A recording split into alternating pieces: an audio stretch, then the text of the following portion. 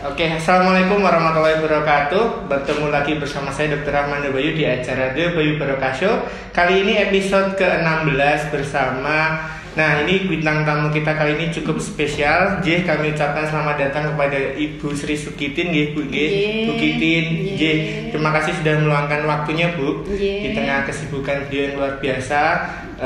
Beliau ini sosok senior di Rumah Sakit Umi Barokah yang masih energik, yang masih bertenaga, meluangkan waktunya untuk 10 tahun loh ini loh saya.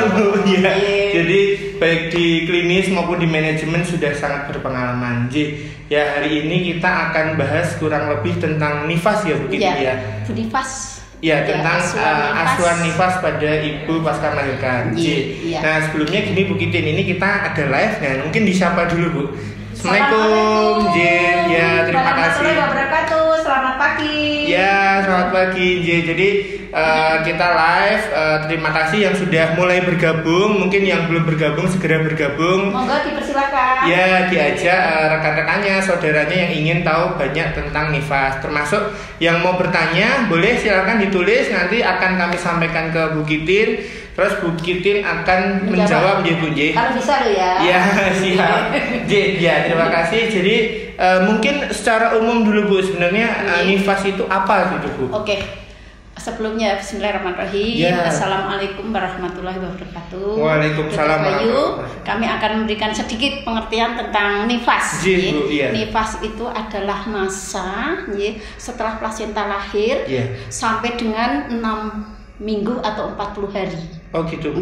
Jadi plasenta lahir beberapa jam loh ya, kira-kira 2 jam sampai dengan 6 minggu atau 40 hari gitu dong. Itu masa dulu itu nifas.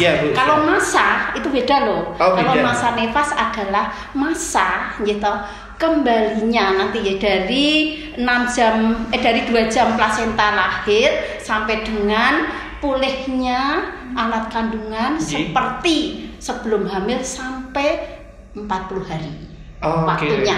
Jadi pulihnya kandungan itu 40 hari setelah beberapa jam plasenta lahir. Itu namanya masa nifas. Oh iya. Berarti beda ya Bu ya? Nifas sama masa nifas. Kalau masa nifas tadi sampai nifas dulu Bu tadi. Nifas itu beberapa jam atau 2 jam sampai dengan 40 hari atau 6 minggu. Tapi kalau masa nifas ini pengembalian atau pulihnya kembali kandungan dari lahirnya plasenta sampai dengan 6 minggu atau 40 hari. Pulihnya kembali seperti sedia kala sebelum hamil loh ya. Itunya kandungannya gitu Terus ini Bu, itu kan tadi durasinya atau masanya sampai 6 minggu atau 40 hari ya Bu ya. Nah, terus sebenarnya selama masa nifas itu mungkin secara umum dulu Bu bisa dibahas apa aja gitu yang terjadi itu Bu. Oh ya, yang terjadi masa nifas. Ya, masa nifas itu kan dibagi menjadi 3 gitu. Masa pasca salin. Jadi 0 sampai 24 jam. Di sana kan ada di rumah sakit atau di bidan persalinannya itu kan ada waktu selama persalinan dari plasenta lahir itu ada diobservasi selama 25 jam. Kok 25 jam? 2 jam. 2 jam. Ya, 2 jam tiap 15 menit itu diperiksa, diobservasi. Apanya yang diperiksa itu di rumah sakit loh ya. Sampai 2 jam itu. Kemudian diperiksa 1 perdarahannya. Kemudian kontraksi uterusnya, kemudian keadaan umumnya. Ini diperiksa selama terus eliminasi.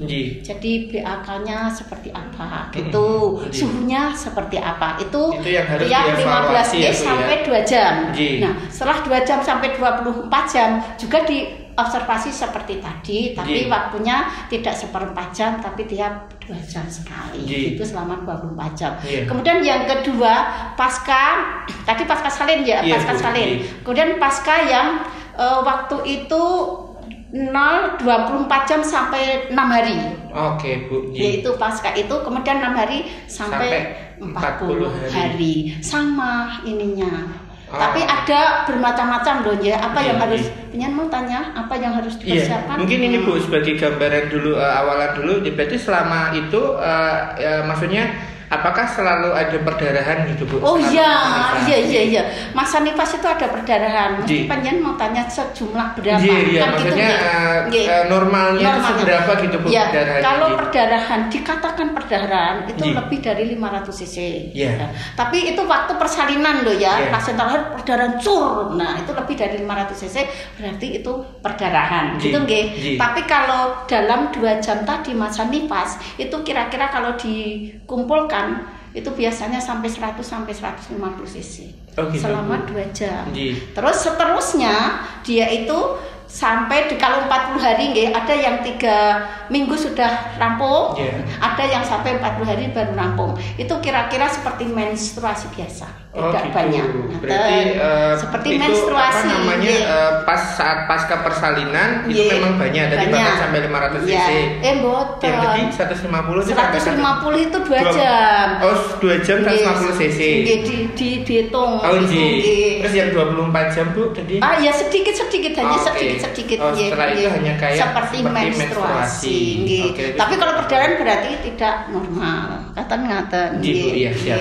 Terus ya maksudnya bagi ibu yang setelah melahirkan dalam kondisi nifas ini yang perlu diketahui atau kebutuhan dasarnya seperti apa Bu? Yang paling utama adalah kesehatan. Sehat itu kan ada sehat fisik, rohaninya, sosial, ekonominya. Ini harus diperhatikan, itu kesehatan ya. Di kesehatan itu kan harus satu, nutrisi dan cairannya.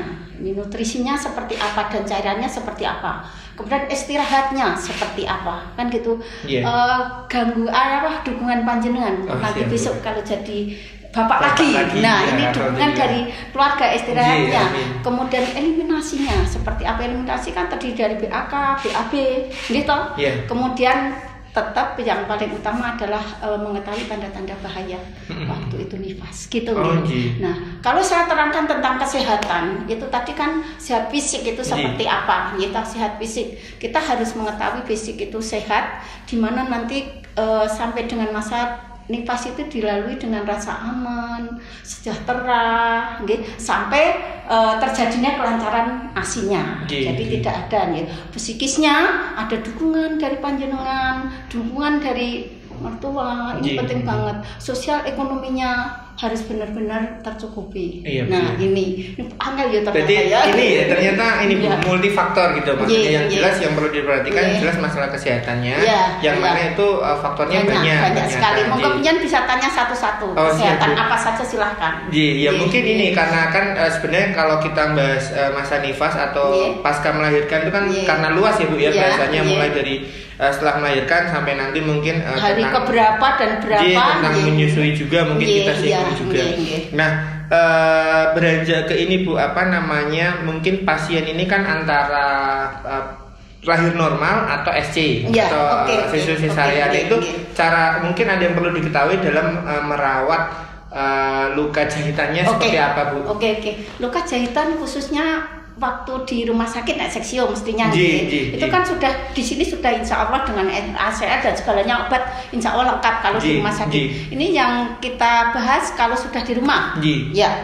Khusus untuk luka jahitan itu habis di episiotomi atau robek sendiri, ini dibersihkan biasa pakai air kemudian cuci dengan sabun kemudian dikeringkan. Itu sudah bersih.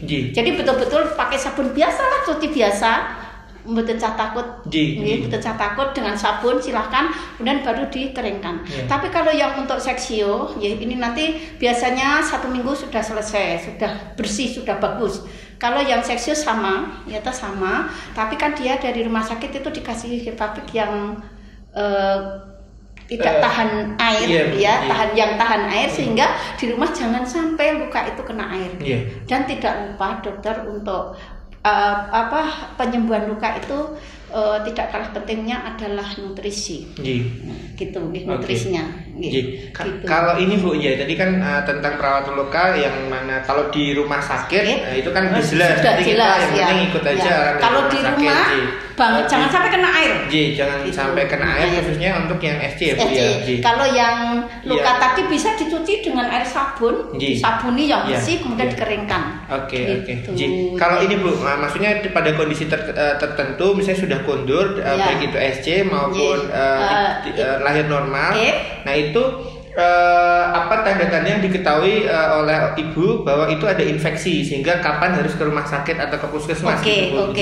Itu lukanya, infeksinya itu apa hanya dalam luka ini atau seluruh badan nifas? Kan banyak. Oh gitu Bu. Kita urutkan aja ya. Nggak apa-apa Bu, monggo. Kita urutkan ya. Tidak hanya infeksi, berarti tanda bahaya yang harus masuk ke rumah sakit lagi atau kontrol lagi ke rumah sakit gitu. Jadi kita lihat saja mulai dari atas saja. Kita lihat anemi tidak besok ya, anemi mungkin konjungtiva ini dan segalanya. Nah ini mungkin ditandai dengan gejala lemas, lesu, lelah gitu. Ini bisa langsung kontrol. Ada kontrolnya, tidak harus menunggu sampai 6 hari, boleh langsung. Kalau pusingnya betulan, kemudian pusing sekali, kemudian mata kabur gitu, ada pembengkakan di kaki ya toh. Nah ini dari atas dulu nggih, ada di kaki, kemudian dia ini Dok akan sini sakit epigastrium, nah kemudian akan kejang. Nah ini harus cepat-cepat. Jadi pusing kepala, mata kabur, ini langsung cepat ke sini. Gitu. Tidak harus nunggu, biasanya kan 6 hari kita kontrol gitu nggih dari sini, dari sini. Kemudian ke payudara. Ya. Payudara itu biasanya air akan keluar asinya itu hari kedua, hari ketiga lah. Kebetulan hari ketiga keempat itu ngerangkai perjo atos keras sekali ya, keras. Nah ini bisa infeksi dengan gejala infeksi, dokter tahu nggih, ada panas, warna merah, dolor, kolor dan segalanya itu nggih. Ini namanya mastitis. Ini juga harus cepat kontrol. Ini sebelum sampai 7 hari. Biasanya 3, 4, 5 hari itu sudah terasa sakit. Tapi kalau benar-benar sakitnya ada panas lebih dari 38 derajat Celcius. Kemudian ke perut ya. Tadi kan perut ya. Perutnya biasanya 7 hari itu kalau dipalpasi kita ya, involusi itu kembalinya itu kan bagus. Sampai dengan 10 hari ya, 7 sampai 10 hari itu sudah hilang, tidak ada palpasi di sana, tidak ada massa di ini. Kalau ada ya lembut lebih tinggi dan dibarengi dengan panas, lokea, keluar lokea itu cairan dari vagina, berbau, panas 38 lebih, kemudian lokea berbau, ininya fundus uteri lebih besar dari hari, harusnya habis itu masih ini, berarti ada infeksi subinvolusi uteri atau keterlambatan kembalinya uterus karena infeksi tadi. Itu tadi. Kemudian luka. Tadi kan gini dari terus kemudian ke bawah. Ke bawah. Luka itu apabila bernanah, terus ininya mungkin jahitannya belum jadi, mungkin cara duduknya seperti apa, krok gitu, kedengaran krok gitu, betul lah. Berarti bisa kedengaran jahitan tidak jadi lah ini. Tapi semuanya tetap kalau untuk luka ini nutrisi yang paling utama dan kebersihan Dok. Ini monggo sebelum ada ini rasa ada tanda infeksi cepat-cepat dibawa ke rumah sakit. Dari atas sampai bawah ya sudah kita terangkan. Ternyata Bu masing-masing ada tanda-tandanya bahwa tadi kami bertanya tentang luka aja, tapi ternyata mulai dari kepala pusing, terus tanda-tanda di payudara ada infeksi, sampai di perut juga kalau ada tanda-tanda infeksi juga, sampai sakit, lukanya juga sakit, gejala tanda gejalanya. Nah terus mungkin beranjak ke menyusui ya Bu ya. Nah, maksudnya tadi kan yang kaitannya dengan kapan yang perlu diketahui. Sebenarnya kalau kontrol itu kan berapa kali gitu kira-kira? Maksudnya memang diarahkan, tapi tadi yang disampaikan Bu Kitin kalau itu terjadi ya lebih baik disegerakan gitu ya Bu ya. Tapi harusnya kontrol itu ada waktu-waktunya Dok. Yang pertama adalah minggu pertama tadi 7 hari minggu pertama. Kenapa kok 7 hari harus kontrol? Kita harus melihat kondisi ibu, baik kesehatannya tadi, kembalinya uterus betul atau tidak ada perdarahan khusus ibunya, kemudian susunya, asinya lancar dan segalanya. Tapi bayinya juga bayinya itu geraknya gimana, tali pusatnya seperti apa. Nanti kan kita nifas itu kan tidak hanya ibunya toh, tapi bayi bagaimana cara merawat tali pusatnya dan segalanya gitu. Tali pusat sudah putus atau belum, ini nanti kan kontrol hari minggu pertama. Jadi minumnya gimana, mau minum atau tidak, bayinya rewel atau tidak, ini hasilnya ini enggak. Tadi saya sudah ngatur yang seperti itu 1 minggu pertama. Dan minggu kedua juga boleh kontrol, kan ada 3 kali kontrol ini ya. Minggu kedua dipersilahkan kontrol sama seperti tadi. Kalau tidak ada keluhan nanti setelah 40 hari atau 6 minggu. Itu baik untuk persalinan perpaginan atau SC. Tapi dengan catatan sewaktu-waktu ada gejala cepat kontrol. Nah itu tadi Bu Kitin menyampaikan tentang tali pusar juga, mungkin di kesempatan lain kita bahas juga ya. Besok ya. Besok. Nah sekarang kan tentang kita fokus tentang ibunya dulu. Jadi mungkin kesempatan lain kita bisa kita dengan Bu Kitin. Ya mungkin sekarang ini Bu tentang menyusui sendiri sebenarnya. Ya ini kan terutama awal-awal ya, maksudnya setelah melahirkan masa nifas ini sebenarnya kalau kita runut yang namanya menyusui kan memang itu sebenarnya kewajiban, tapi kalau dilihat manfaatnya sebenarnya seperti apa ya Bu ya? Manfaat ibu menyusui itu banyak loh ya. Ada khusus untuk ibu, ada khusus untuk bayi, khusus untuk keluarga, untuk negara juga loh, penting tenan loh. Kita ambil satu-satu ya. Khusus untuk bayinya sendiri ya. Bayi itu manfaat ASI-nya saja ya, menyusui khusus bayi itu yang pertama ada steril, bebas kuman ASI ini, paringani Allah loh ya, bebas kuman. Kemudian ASI ini mengandung semua bahan yang dibutuhkan oleh bayi, apa saja, ada karbohidrat, lemak, protein, mineral, air dan vitamin, ada lengkap di situ. Jadi kebutuhan yang dibutuhkan oleh bayi ada di ASI. Kemudian panas ASI, suhu ASI itu sama dengan suhu badan bayi. Sama. Kemudian mengandung bahan antibodi. Tadi aku steril ya, sekarang bahan antibodi. Tidak alergi, ya mencegah alergi. Kemudian mencerdaskan untuk bayi ini. Kemudian ada psikologis bayi itu rasa nyaman karena dekat dengan ibu, ada rasa kasih sayang. Kemudian memperlancar perkembangan rahang dan gigi, ternyata ASI itu untuk bayi ada banyak ya tadi. Kemudian untuk ibunya ini ada 3 aspek kontrasepsi. Nah, siapapun ibu yang memberikan ASI eksklusif, yaitu ASI yang diberikan selama 6 bulan dan tidak menambahkan apapun kecuali ASI, ya itu akan memperlambat, bisa untuk alat kontrasepsi yang namanya MAL, metode amenorrhea laktasi. 6 bulan berturut-turut loh. Ini bisa monggo nanti kapan kebutuhan seksual silahkan tanya saya ya. Nanti mungkin ada yang nanya. Kita siapa tahu dari pemirsa yang nanya. Nanti ya tadi Bu. Kemudian tadi aspek kesehatan. Betul, aspek kesehatan ini benar. Coba sekarang kalau ibu tidak menyusui, ini memang saya sudah tua, anak saya 4 ya waktu itu. Tapi saya menyusui sampai 2 tahun anak saya. Untuk semua anak saya 4 nih. 4-4-nya. Walaupun cucu saya 10. Banyak ya ternyata ya. Ternyata sudah Pak. Saya lulus bidan itu tahun 72, berarti berapa tahun sampai sekarang? Udah 40 lebih Bu. Lah iya. Jadi jenengan wis durung ono ya suwane sak gitu. Saya belum ada. Tadi aspek kontrasepsi, kemudian aspek kesehatan ya. Saya menyarankan bahwa ibu-ibu ini, sekaligus mungkin ada pertanyaan kita jawab sekalian, bahwa ibu itu diharuskan untuk menyusui ya. Ini ada di dalam Al-Quran ya, ayatnya saya lupa, bahwa berikanlah ASImu sampai dengan umur 2 tahun, kan gitu nggih? Karena ASI tadi manfaatnya banyak sekali gitu. ASI itu mengandung apa saja sudah saya aturkan panjenengan nggih. Kemudian yang kesehatan kenapa diberikan? Sekarang seperti pabrik aja. Pabrik itu kalau untuk membuat barang itu mesti dipelihara tidak? Ada olinya dibersihkan, ini biar tidak karaten kan gitu nggih. Maintenance-nya harus operasional, maintenance harus benar-benar ada. Sama dengan ASI, produksi ASI kita ini di dalam payudara. Kalau dia nanti tidak diberikan, dia akan tidak ada produksi di sini. Dia pabriknya kan macet.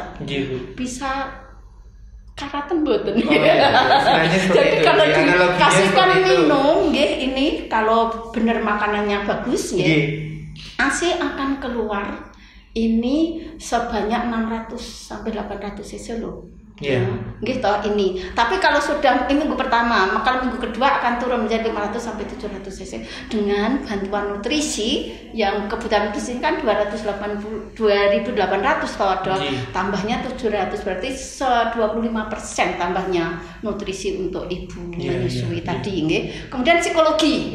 Ya tadi ada aspek kontrasepsi, aspek kesehatan, aspek psikologi.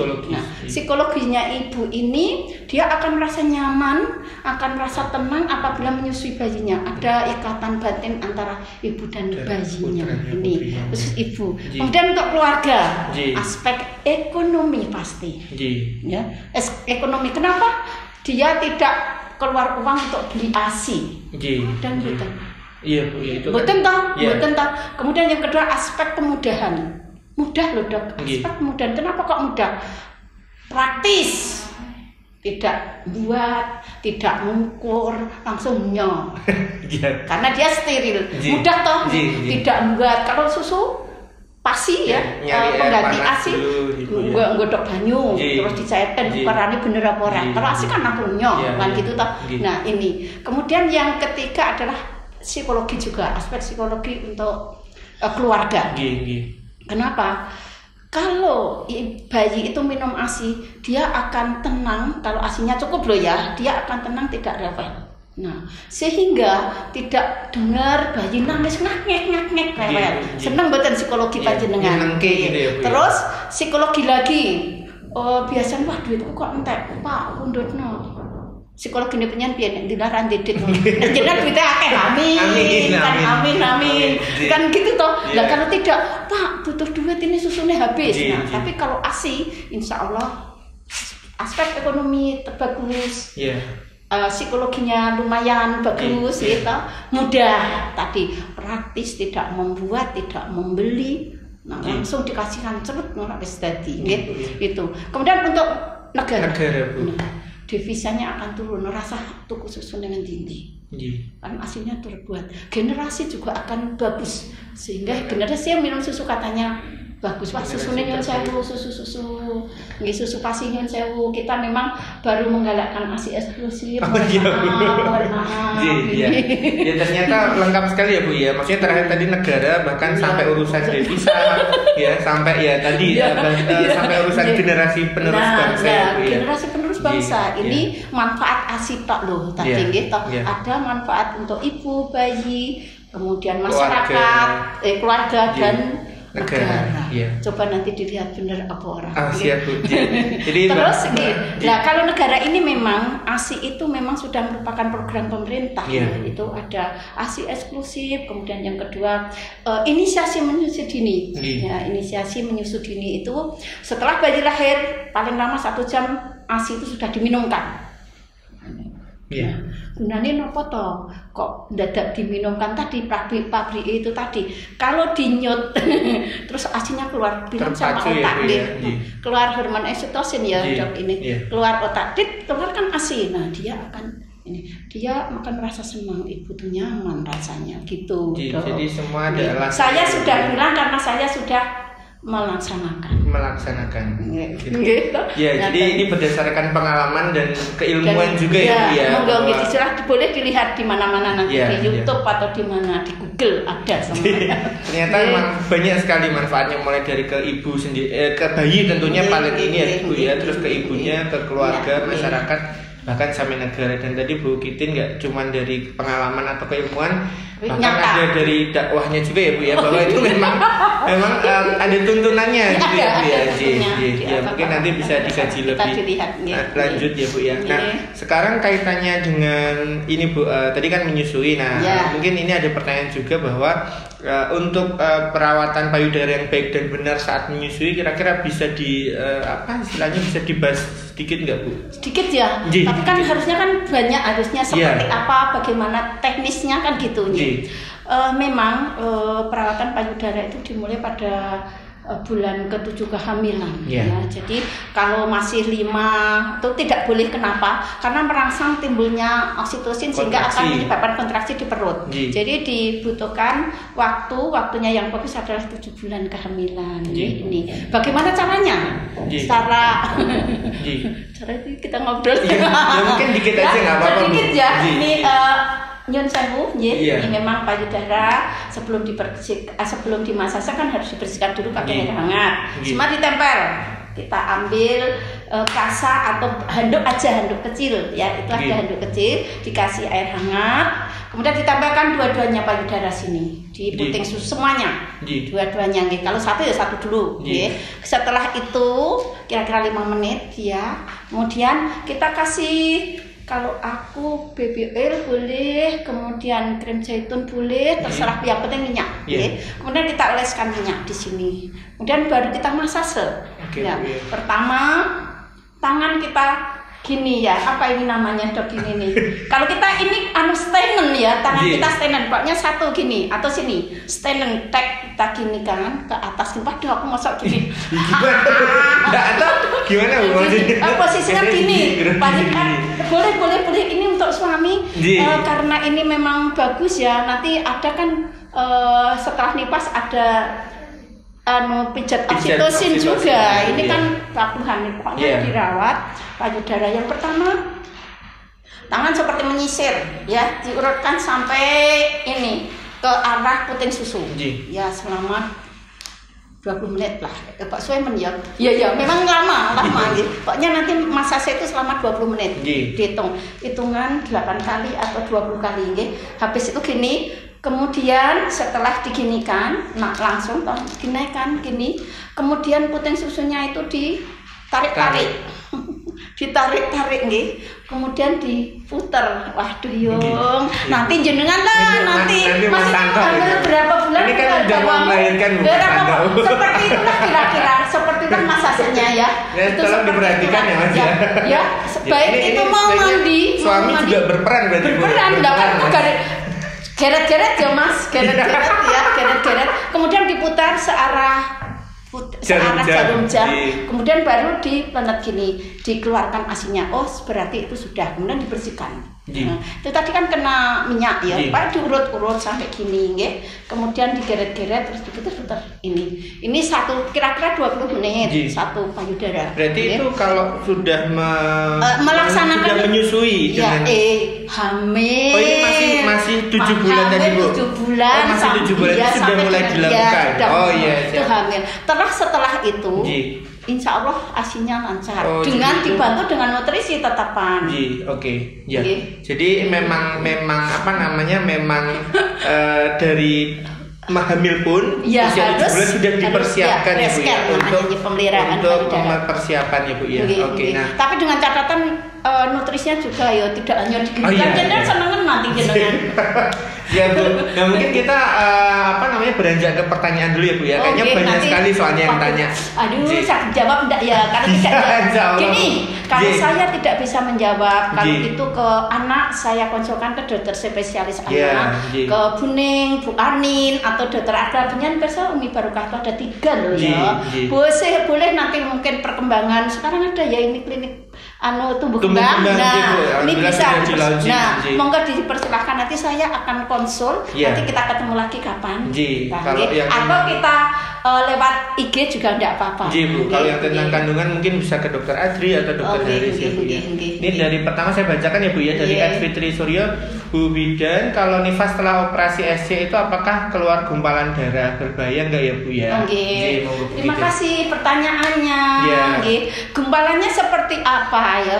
Biasanya gumpalan itu stolsel, tapi kalau hanya sedikit-sedikit stolsel kecil-kecil seperti men itu enggak apa-apa. Tapi tadi kan ada dikatakan perdarahan apabila gitu lebih dari 500 cc. 500 cc itu seperti apa? 2 gelas. Gitu. Tapi kalau gumpalannya hanya satu kecil ya enggak apa-apa. Gitu, nggih. Tidak apa-apa. Yang penting tidak lebih dari 500 cc. Gumpalan mungkin hitam sisa ya, enggak apa-apa. Tapi kalau lebih harus kontrol. Jadi patokannya kalau berlebihan memang harus kontrol ya Bu ya. Gitu. Oke, pertanyaan selanjutnya Mas. Dari @ella.elo05 mau tanya, saya selesai masa nifas sampai anak saya umur 10 bulan. Nah, mungkin ini rancu, jadi perlu dijelaskan Bu. Tadi saya sudah matur definisi nifas ya toh. Nifas itu dari kata Latin ya sebenarnya itu bayi dan purinium purpurium. Nah, itu melahirkan. Jadi nifas itu masa di mana plasenta lahir beberapa jam, itu kita biasanya 2 jam aja. Setelah 2 jam plasenta lahir sampai dengan 6 minggu atau 40 hari ini. Itu definisi dari nifas. Tapi masa nifas benten toh, sama jenenge tambahi masa masa di mana pulihnya kandungan kembali normal seperti sebelum hamil gitu sampai memerlukan waktu hanya 6 minggu atau 40 hari. Jadi kalau 10 bulan mungkin 40 hari dia selesai, kemudian tiap bulan dia keluar darah menstruasi per bulannya. Kita tanya aja itu 10 bulan itu keluar terus atau hanya waktu tertentu.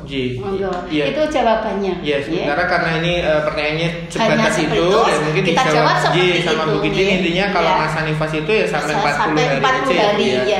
Kalau lebih dari itu istilahnya untuk lebih amannya mungkin kontrol aja ya Bu. Ke dokter Haris atau dokter Adri. Kita punya 2 spesialis kandungan. Dokter Adri maupun dokter Haris.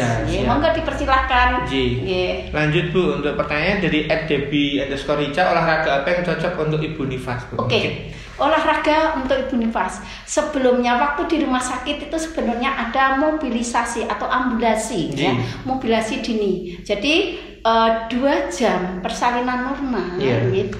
Atau kalau ini 6 sampai 8 jam seksio, kalau seksio 6 sampai 8 jam. Itu boleh miring-miring. Nah, itu kan kalau normal kan 2 jam. Miring-miring, kemudian luruskan kaki, kemudian bisa duduk. Ini mobilisasi. Dan bisa langsung pipis ke kamar mandi. Kalau normal dia akan merasa sehat dan merasa bangga dia sudah melahirkan dengan bagus. Itu bagus sekali mobilisasi. Kemudian olahraga yang bagus ya, ini ada jogging tapi dengan kegel. Olahraga apa namanya, senam kegel. Tahu itu caranya? Ya, nggak apa-apa Bu, dibahas aja. Aduh ya Allah, itu saru-saru loh. Ya nggak apa-apa, itu memang sah. Ya singkat aja, nggak apa-apa kan emang itu. Monggo dipersilahkan nanti kalau habis mobilisasi sesok putramu atau putra panjenengan Bu Dokter Sari atau Mas Anto dipersilahkan. Jadi gini, setelah 2 jam dan dia sudah miring-miring dan mungkin bisa duduk atau pipis gitu, kan dikatakan tadi kan eliminasi BAK tadi kan belum tadi. BAK itu 6 sampai 8 jam dievaluasi gitu. Itu harus sudah pipis. Pipisnya paling enggak 150 sekali pipisnya. Terus kemudian BAK sudah kencing ya tadi. Kalau BAB itu 3 sampai 4 hari itu sudah harus. Nah, kalau belum harus kasih obat pencahar. Hati-hati yang ini. Senam kegel ya, kita mulai senam kegel. Boleh dengan tiduran, boleh dengan duduk ya. Nafas panjang. Kemudian kita kerutkan perut sampai ke atas vagina. Loh, ini saya nggak punya, berarti nggak bisa. Ini ya dok. Iya. Sampai ke atas vagina, nafas panjang, sampai terkerut semua seperti ini. Gitu. Sampai sekuat panjenengan, mungkin 30 kali atau berapa kali. Diulang-ulang ya. Besok pagi lagi, besok lagi nggak tahu. Oke. Itu sudah dianggap olahraga. Sudah bagus itu olahraganya. Itu kalau tenanan gembrojos itu. Oh iya. Coba aku 10 kali nanti sudah kemeringat. Karena takut ditanya mungkin. Masih banyak yang nanya nanti kalau Bukitin sambil senam jadi intinya kalau untuk tadi Bukitin menjelaskan mulai dari awal itu mobilisasi itu harus diperhatikan ya. Diperhatikan harus pada pasien dengan pervaginam atau SC. Kalau pervaginam 2 jam aja biasanya sudah bisa miring-miring. Kalau untuk SC 6 sampai 8 jam ya Bu ya. Nah, terus itu tadi setelah itu olahraganya dengan kegel aja. Kalau sudah jalan jogging gitu. Oke, siap. Terima kasih Bu. Jadi lanjut Edgar Risat Abduswar Kurnia. Mohon pencerahannya kenapa kalau nifas nggak boleh minum jamu Bu ya? Mungkin apa karena banyak, nggak tahu sih. Mungkin karena sekarang gini, jamu ya. Sekarang ada sekolah jamu loh. Gitu, sekolah jamu sudah dimulai itu kapan itu? Sudah 3 tahun yang lalu kalau nggak sudah lulus itu berarti 4 tahun yang lalu ya. Di perawat jamu di Klaten itu namanya apa itu? Ininya Bu. Sekolahnya ada ya. Negeri itu negeri. Itu negeri. Jadi perawat. Sebenarnya jamu itu boleh diminum dengan catatan ya, dengan catatan kan jamu itu banyak gunanya. Umpama contoh ya Dok, contoh kunir itu mengandung antibiotik umpamanya. Jadi seberapa banyak ya, berarti banyaknya seberapa, bagaimana caranya, terus jenis jamunya apa, untuk apa, ini mau nggak dipersilahkan ya. Ini tapi kalau sudah dari rumah sakit mungkin sudah diberi ini sudah diberi obat-obatan kemudian mungkin obat pelancar ASI ya. Ini obat pelancar ASI itu kan molako ya kalau nggak salah, itu kan mengandung katu. Nah padahal di rumah kan ada daun katu, boleh di sayur bening maupun apa itu bisa melancar. Itu juga obat Ibu, sebenarnya jamu itu namanya gitu. Kunir asem mungkin kan gitu lah, kunir mengandung antibiotik. Tapi bagaimana cara membuatnya, sterilnya, komposisinya seperti apa, ini yang diperlukan. Berarti sebenarnya ya mungkin pertanyaan itu ini ya Bu ya, untuk mengklarifikasi itu bahwa sebenarnya jamu itu kan banyak macamnya, banyak manfaatnya, penyajiannya juga beda-beda. Itu harus diperhatikan, yang jangan sampai minum jamu aja tapi nggak kontrol, nggak minum obat yang diberikan, itu yang jangan sampai seperti itu ya Bu ya. Nah, ini ada pertanyaan Ed Karunia MD. Pertanyaannya cuma sebatas sindrom baby blues gitu Bu. Mungkin ya bisa terangkan aja. Diterangkan sedikit aja. Pengertian apa itu sindrom baby blues ya? Itu adalah kesedihan yang luar biasa. Biasanya itu ibu-ibu yang melahirkan, apalagi yang primi ya itu memang sedih sekali. Apa sebabnya kok dia sampai sedih luar biasa, sampai nangis, sedih, kemudian tidak mau makan, gejalanya kan gitu, tidak mau makan. Ini ternyata sampai sekarang sebabnya belum diketahui. Hanya mungkin karena satu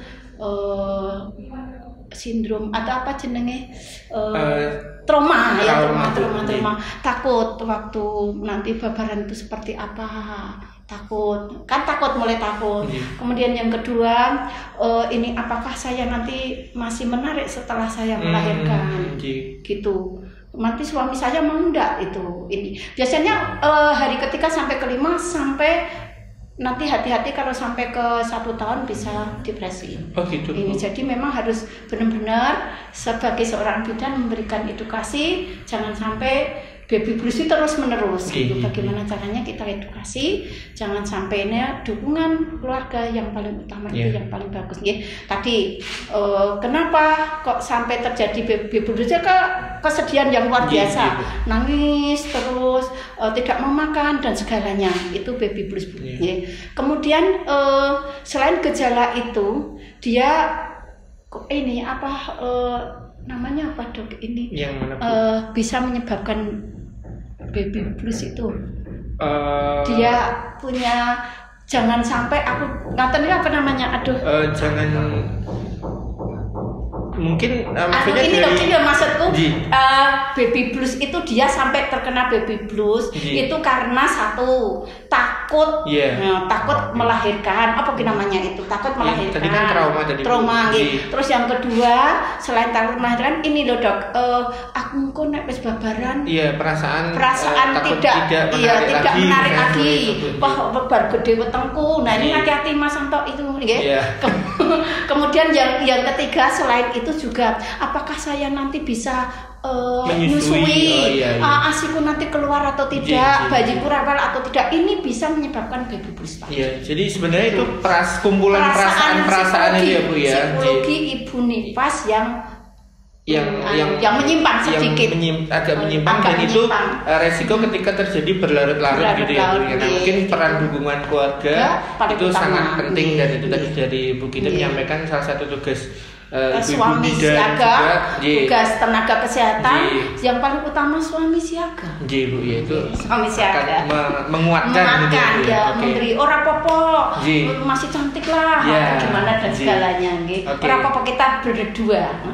Lanjut untuk pertanyaan selanjutnya Bu ya, dari Ed Praba Aulia, kalau habis nifas dan belum head sampai 6 bulan wajar atau tidak? Di BF perlu ke SPOK. Jadi DBF itu direct breastfeeding ya Bu. Jadi intinya kalau pada tidak menstruasi selama 6 bulan dan dia menyusui gitu, perlu konsul SPOK bukan gitu. Sebenarnya tadi sudah saya terangkan manfaat ASI. Ada sebagai aspek kontrasepsi ya. Itu ada yang 40 hari terus mens, ada yang 1 tahun. Tapi tidak apa-apa. Tidak masalah. Tapi juga hati-hati, nanti juga kalau merasakan ada gejala umpama tidak mens 6 bulan. Kemudian ada gejala perutku kok tambah besar. Payudaraku kok tambah besar. Ada gerakan janin di sini lah, itu berarti hamil. Monggo kontrol. Kami tetap hamil lagi. Tapi kalau tidak ada gejala seperti saya aturkan tadi, berarti tidak apa-apa, normal saja. Seperti tadi pemberian ASI selama 6 bulan. Berarti pada pemberian ASI pun itu Bu ada yang tetap mens, ada yang aminore. Iya, ada yang aminore. Oh, itu memang beda-beda. Memang beda-beda tergantung dari kondisi ibu masing-masing. Oh iya. Oke. Lanjut Mas. Tapi terus hati-hati juga ya. Kalau ibu habis melahirkan terus men tiap bulan, hati-hati. Ini biasanya wanita itu subur sekali kalau tidak pakai alat kontrasepsi sempat hamilnya ini. Nanti ada pertanyaan nggak seperti itu? Iya, ada nanti. Oke, ini dari Edma Gika Intan 07, lahirnya sudah 2 bulan yang lalu, kadang masih nyeri, dan untuk BAB kadang sakit. Apakah wajar Bu? Sudah 2 bulan.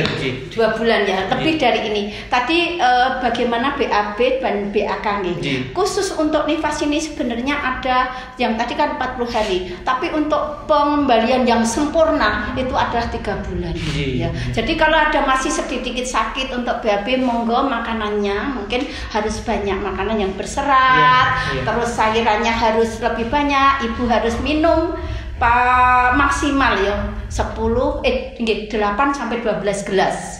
Terus makanan harus berserat dan yang segar, jangan lupa minum susu maupun buah-buahan segar gitu. Jadi sebenarnya 2 bulan tuh ya bisa saja masih normal, cuman ada beberapa yang harus diperhatikan kaitannya dengan makanannya. Karena kalau BAB sakit bisa jadi karena makanannya BAB-nya terlalu keras misalnya seperti itu ya Bu ya. Lanjut Mas Santo, pertanyaan ternyata banyak sekali pertanyaannya dari Mbak SSARRA, mengembalikan berat badan setelah nifas bagaimana ya? Oke. Nah ini banyak nih. Ini banyak ya. Oke, terima kasih banget. Makanya tadi ibu-ibu baik karyawan maupun ibu rumah tangga dipersilahkan memberikan ASI kepada bayinya. Ini bisa menyebabkan berat badannya, walaupun saya ini memberikan ini, umur saya kok enggak mampu. Umur saya ini sudah 70 tahun ya toh. Tapi tetap karena kita senang tadi mengembalikan berat badan agar bagus, makan juga harus teratur 3x1 ya. Jangan lupa gizi seimbang gitu.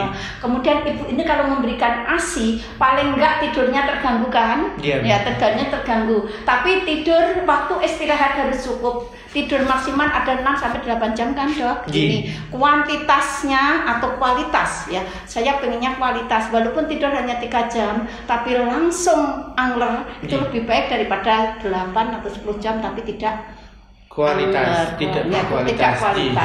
Jadi tadi mengembalikan dengan makanan, olahraga tadi, olahraga nifas tadi hanya senam pedal dan jogging. Kemudian makanan seimbang.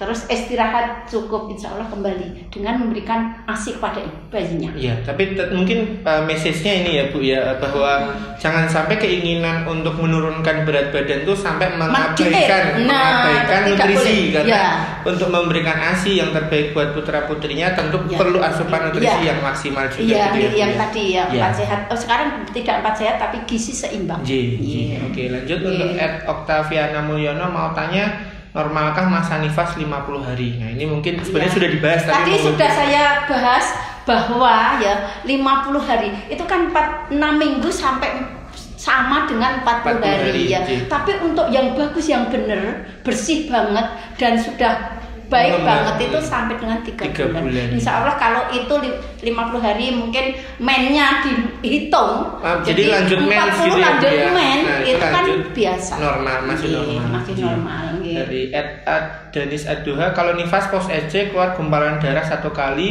dan darah yang keluar makin dikit berbahaya tidak? Dan di pantat timbul memar hitam yang sakit. Di pantat timbul memar hitam yang sakit. Nah, ini mungkin. Nah, tadi memar hitam seksio ya itu ya. Iya, ini pada SC Bu. Ya gini. Sebenarnya tadi sudah kita pokoknya yang penting yang tadi kebersihan dijaga dulu. Mungkin memarnya itu karena apa? Kita kan tidak tahu nggih. Yang penting adalah kebersihan dijaga dulu. Kemudian tadi gumpalan itu saya maksudnya kalau hanya dikit-dikit itu normal. Yang penting tidak lebih dari 500 cc gitu. Kalau sakitnya berlanjut sakit banget, ada bunjalan atau apa kan ada hemoroidnya. Bisa jadi ada hemoroid yang keluar ya pas saat melahirkan atau SC. Bisa saja. Tapi dia mungkin BAB-nya ini terlalu lah, monggo dipersilahkan untuk kontrol gitu kalau aja, Bu, kalau tidak sakit hanya hematem tok tidak masalah, tapi kalau sampai sakit dipersilahkan untuk kontrol dan besarnya seperti apa. Kalau memang dirasa khawatir ya sebenarnya nggak ada salahnya kontrol aja. Monggo kontrol ke dokter Haris maupun dokter Adri. Dari Ed Hari Cute, Dok, kapan harus KB ya Dok, setelah nifas atau bisa saat nifas? Nah, mungkin diluruskan. Gini, saat nifas KB, saya tadi sudah matur bahwa nifas itu sampai 40 hari. Nah, di dalam 40 hari ini kalau dia masih men, ya toh, biasanya langsung bisa kita ambil KB. Nah, tujuan dari KB dia itu apa dulu? Yang pertama ya. Kalau pertama ibu yang habis nifas 40 hari terus men, itu biasanya subur banget. Dipersilahkan untuk KB ya, berarti untuk menunda kehamilan gitu, untuk menunda. Jadi kan ada menunda dan membatasi. Jadi KB itu sekarang kan 2 anak lebih baik dong. 2 anak lebih baik, jangan 4 ya. Udah begitu. Amin Bu. Bisa dikasihnya Bu. Itu jadi dipersilahkan untuk KB tapi hari setelah nifas. Setelah nifas. Tapi kita memang sudah memberikan edukasi, habis nifas monggo dipersilahkan untuk KB. Yang kerso monggo, akan banyak sekali metode kontrasepsi. Bisa dibahas lagi yang akan datang. Wah, kami waktunya Oke, lanjut nih. Elisasa mau tanya Bu, tanda-tanda mastitis pada ibu menyusui yang paling mudah dideteksi apa ya? Jadi ibu menyusui itu kalau disusu dengan baik kemudian dibersihkan. Jadi jadi kini langsung ke cara menyusui yang benar, berarti ini sedikit aja khusus untuk jangan sampai terjadi mastitis. Yang pertama ada dibersihkan dengan air hangat. Air hangat atau air dingin tidak apa-apa. Kemudian dikeluarkan, ASI itu keluarkan, kemudian dilingkarkan ke puting susu sampai ke areola-mamin. Jadi ini untuk mencegah biar tidak lecet sehingga tidak akan terjadi mastitis atau gumpalan atau sumbatan di saluran ASI. Ini kelihatannya hanya atos keras, merah, mastitis itu loh, merah kemudian panas, lebih dari 38 derajat Celcius itu. Berarti yang dirasakan itu Bu ya, rasa panas, demam, nyeri juga, dan kalau dilihat keras dan agak merah gitu, itu mastitis. Kalau terjadi seperti itu mungkin kontrol aja gitu ya. Lanjut dari Warang Wardani, Warena Wardani. Okay. Kalau setelah melahirkan sampai kapan kita harus kontrol ke dokter spesialis kandungan, Bu ya? Oke. Tadi kan setelah melahirkan tadi kan sudah tak bahas. Minggu pertama itu 6 hari atau 7 hari setelah melahirkan. Kemudian bisa 2 minggu. Kemudian setelah nifas 40 hari. Itu baik untuk pasien pervaginam maupun SC. Monggo dipersilahkan. Oke. Gitu. Lanjut Mas Anto dari Hariti Boyolali, Ibu mau tanya, postpartum itu sering ada di masyarakat dengan yang disebut pijet wale. Apa sebenarnya harus seperti itu? Ada ngaruhnya tidak ya? Saya malah belum pernah dengar. Oke, ya. Ini masyarakat ya, pijet wale ya. Jadi kita sudah memberikan edukasi mulai sudah lama sebenarnya, tapi masih dilanggar oleh ibu-ibu ya. Sebenarnya kita kan sudah punya pijet wale itu, pijet yang menaikkan alat kandungan. Nah, ini berbahaya sekali loh sebenarnya. Kalau dia tidak pintar, dia akan menjadi inversi uteri. Jadi uterus yang terbalik ya. Jadi kalau menurut saya sebenarnya tidak harus dipijet.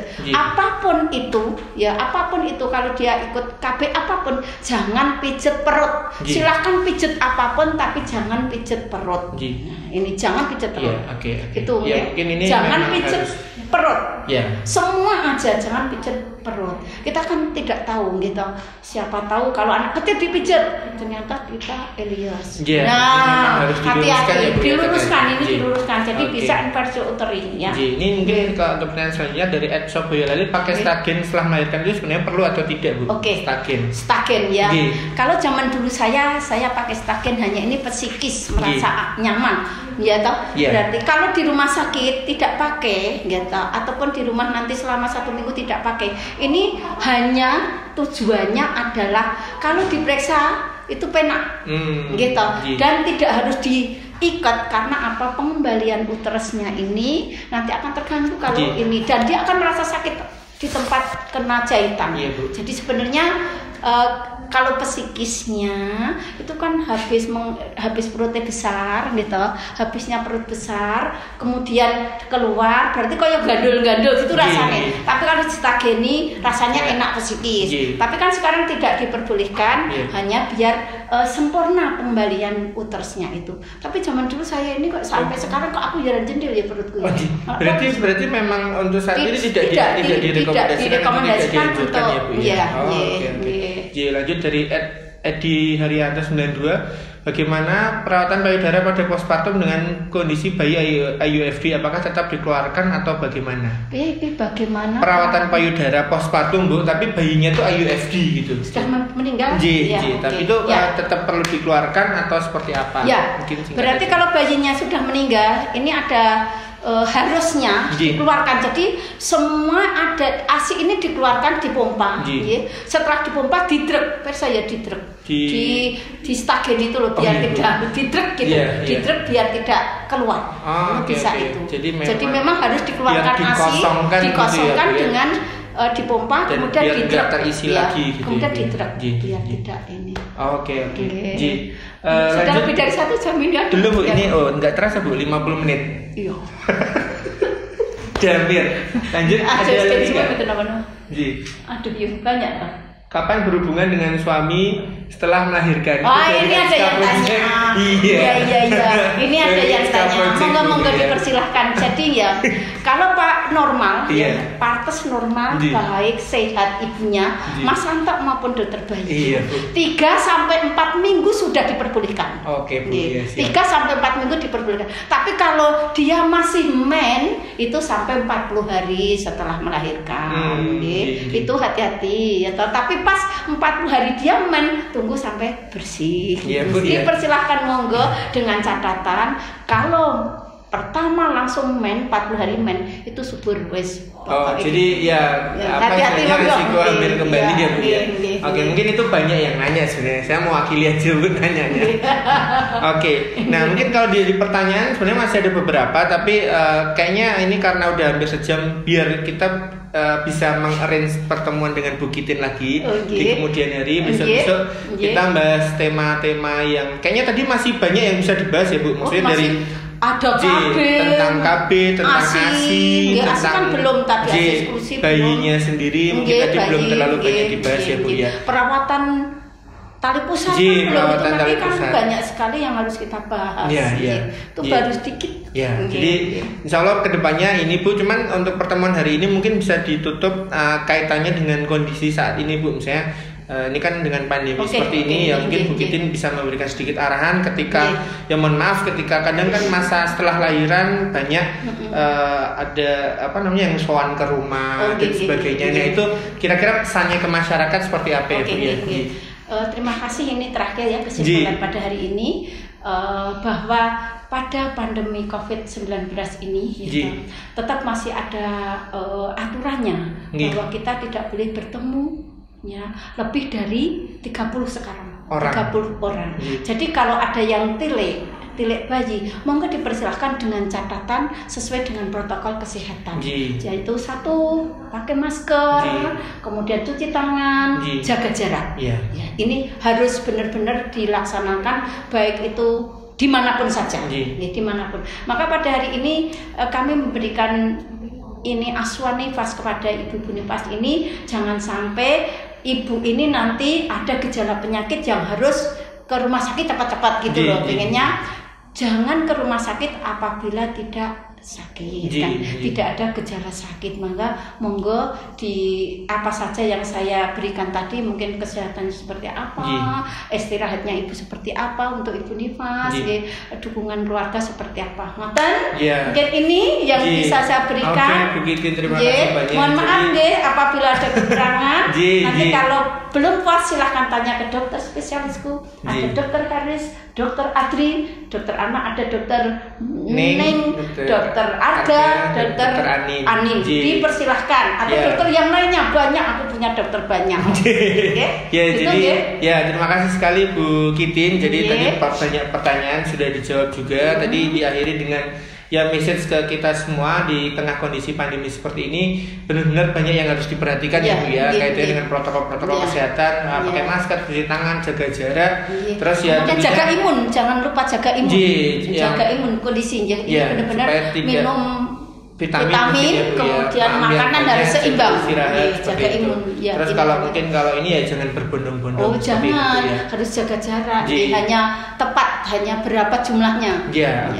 Ya, terus tadi Bu Kitin menyampaikan ya intinya bisa mungkin jangan kalau misalnya harus ke rumah sakit ya diterapkan protokol di rumah sakit Umi Barokah juga insya Allah kita sudah sangat menjaga ya Bu ya protokol dan supaya dengan tadi Bu kekhawatiran misalnya kalau saya seperti ini baiknya seperti apa, nah itu kalau memang dirasa ada kekhawatiran ya kontrol saja.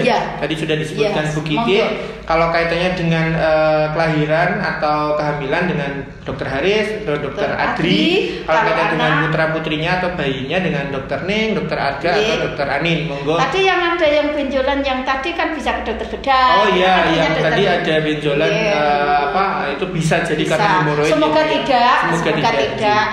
Jelas intinya ketika ada kekhawatiran kita kan berusaha menjawab ya Bu ya, tapi kan informasi yang diberikan kan mungkin sebatas itu. Tapi kan kita nggak tahu mendalam, kita nggak periksa juga.